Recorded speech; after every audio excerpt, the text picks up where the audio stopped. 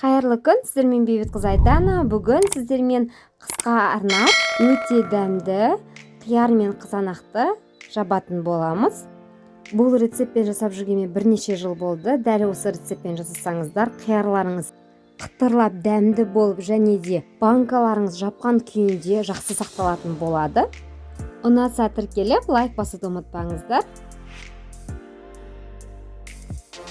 Ең алдымен қиярларымызды жақсылап жуып 2 сағатқа суға салып қоямыз.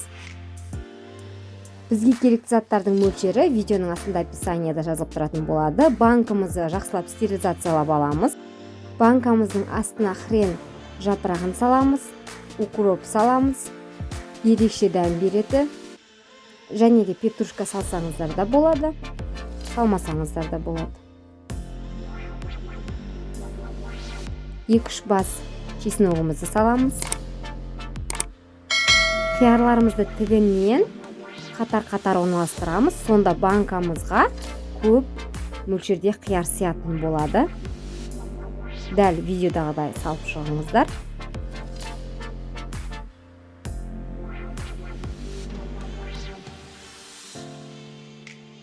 Мінекей орналастырып шықтық.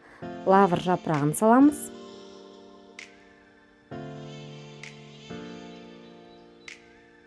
Үстіне қайнап тұрған ыстық суымызды құямыз.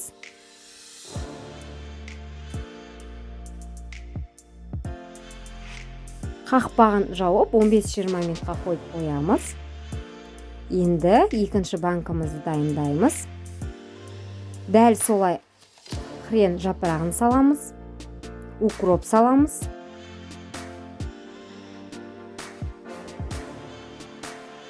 Қиярларымызды орналастырып шығамыз.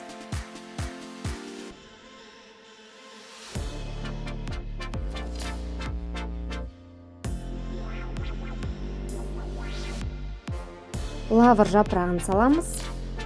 2-3 бас чеснок саламыз. Үстіне помидорымызды салып,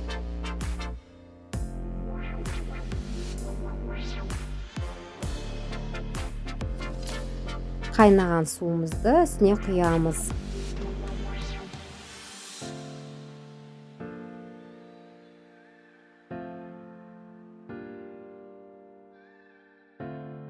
Құйып болғасын 15-20 минут күтеміз.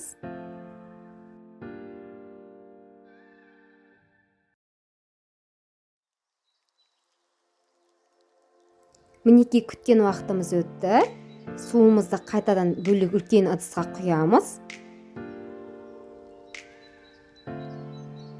Екінші банкамызды құямыз.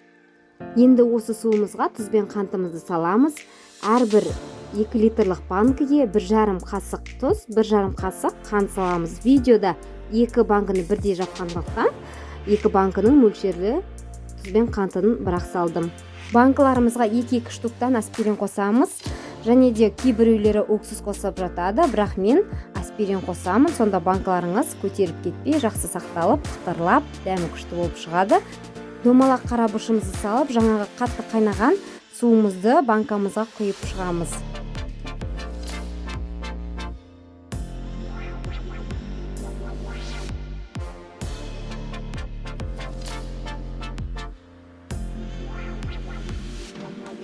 Мінекей дайын, қақпағын дұрыстап жабамыз.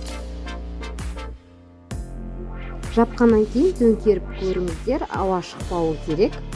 Менде 20 килограмм қиярдан 2 литрлықтан 12 банка шықты, 3 литрлықтан 3 банка шықты. Сонда общий 15 банка шықты менде.